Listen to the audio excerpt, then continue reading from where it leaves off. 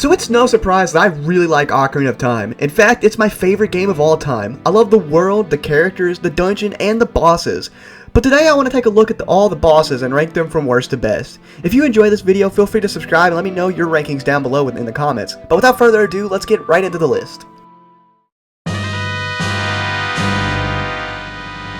Our first boss of the day is Morpha, and this is by far my least favorite boss in this game, which sucks because I actually really like the water temple. I know, surprising, right? This boss is pretty much water with a weird brain eye looking thing you have to hookshot out of the water. This fight isn't too difficult either. The only thing it can really do to you is create a tentacle to grab you and swing you around, which can be easily avoided. It's almost like they knew this boss was easy, so they added spikes around the edge of the room to make things a bit trickier. Lucky for us, we can hookshot the eye and get it stuck in a corner for an instant victory. As for the rest of the arena though, it's nothing too special. It looks just like another room in the water temple. Overall, this fight isn't really that interesting and the arena is kinda weak too. It almost feels more like a mini-boss, which is funny because the actual mini-boss, that being Dark Link, feels more like a boss than this. So yeah, definitely not the best boss in this game.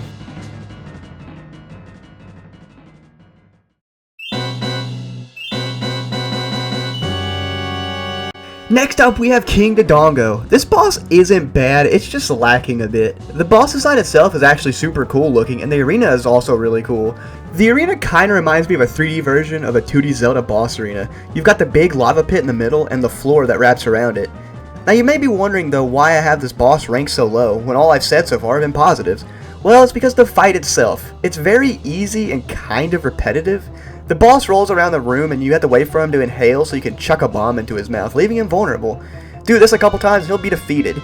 The only attacks he really has is he'll roll around the room and also blow fire, but you won't see the fire if you never miss throwing a bomb in his mouth. Honestly, the thing you want to look out for is accidentally stepping in the lava in the middle of the room. But this boss fight is still cool, it's just the fight itself that holds it back.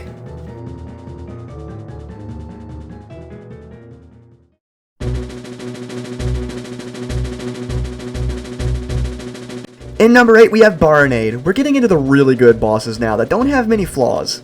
Barinade is the boss of Jabu Jabu's belly, and this boss is kind of gross, but also pretty cool looking. It's the last boss you fight as Child Link, and man, what a heck of a way to end.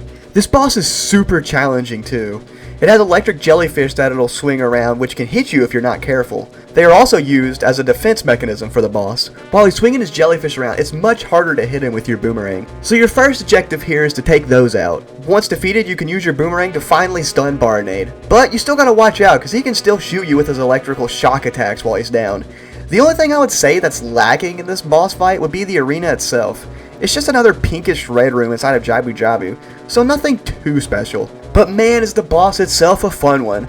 Overall, it's a pretty great boss and one to help you prepare for the adult sections of this game.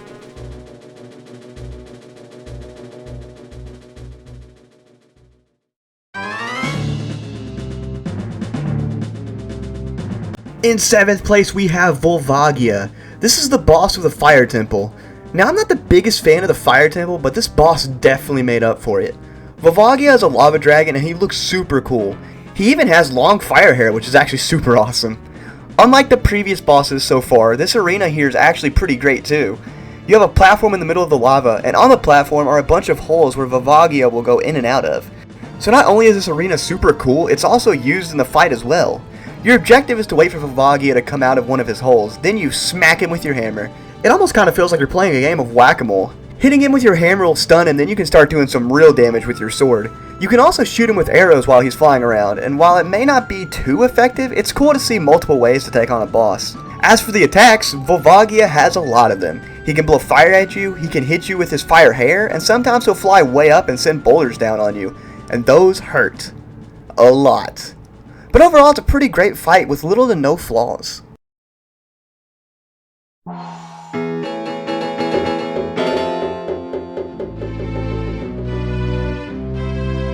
In 6th place, we have Twinrova, who is one of the last dungeon bosses you will probably face. This boss to me is one of the more challenging bosses in the game and a lot of fun. And what's even better is it has 2 phases, which is one of the only bosses in this game that has 2 phases. Its first phase is the 2 witches who will fly around the room. One will shoot fire at you while the other will shoot ice. Your goal is to use the mirror shield to reflect the ice to the fire witch or the fire to the ice witch to do damage to them. And if your shield isn't up when the beam hits you, you'll either burn or freeze. This is really the only attack that Twinrova has, but it can be very devastating. The only problem I have with this phase is it can be a little difficult to aim the beam you're reflecting. In the second phase, the two witches combine and become one slightly attractive witch? She winked at me. She winked at me! This phase, Twinrova can shoot you with both fire and ice, and what you want to do is absorb the same element 3 times and shoot it back at her.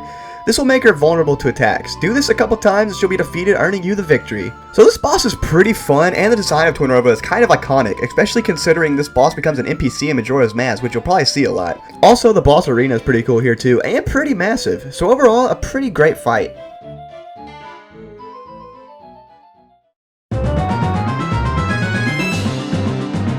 Next we have Ganondorf, and this is the start of the tennis against Ganondorf.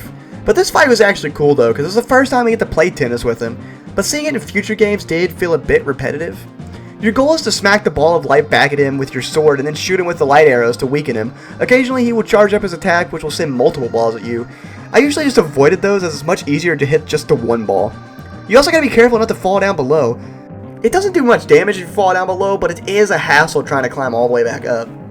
The fight itself is pretty simple, but still really fun. And not only is the fight itself cool, but the build-up is cool as well. Hearing the organs being played by Ganondorf grow louder as you approach his room is so intense. I just love it. And the arena is also pretty cool, especially with the stained glass windows surrounding the room. Overall though, this is a great boss to end the game with.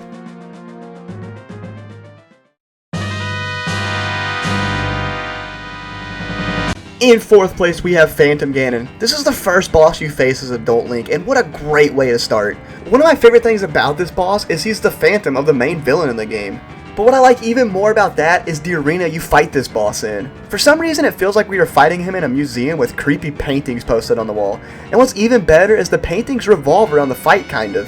Phantom Ganon will go inside a painting and you have to figure out which one he's coming from. As soon as you do, he will start to emerge and you have to shoot him with your arrows. After doing this for a bit, he'll ditch the horse and fly around the room. This is where the fight becomes very similar to Ganondorf. You gotta slap a beam of light back at him until it stuns him. I personally preferred the painting part more, but this part was still fine. Not only is the fight and the arena cool, Phantom Ganon himself is also really cool. His skull face is so awesome looking and his spear is awesome as well. I also like the noise it makes too when he swings it. Overall, a great start to the bosses of the adult section.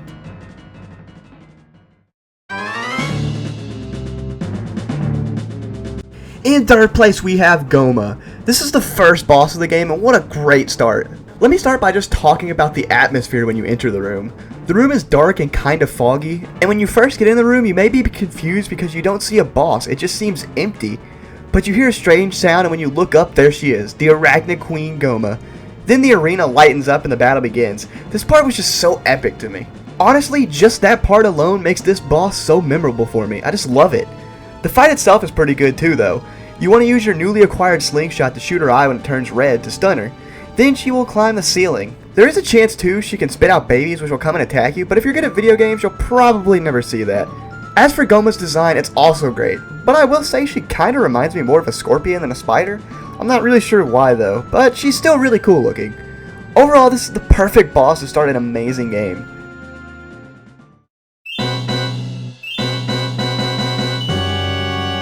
In 2nd place we got Bongo Bongo.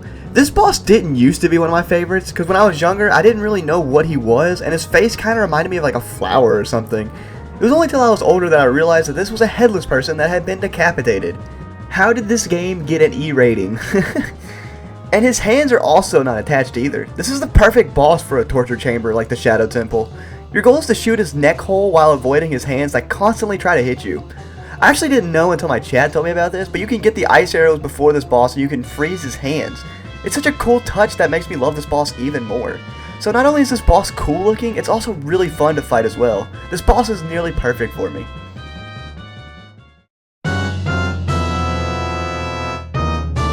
In 1st place, and my favorite boss in Ocarina of Time, is Ganon. This is the final boss you'll find in this game, and man is it intense. First off, you fight him where Ganon's castle had just collapsed. Then you have the best final boss music playing in the background that builds the tension, and the atmosphere here is great. It's dark and stormy, and the lightning strikes light up the arena.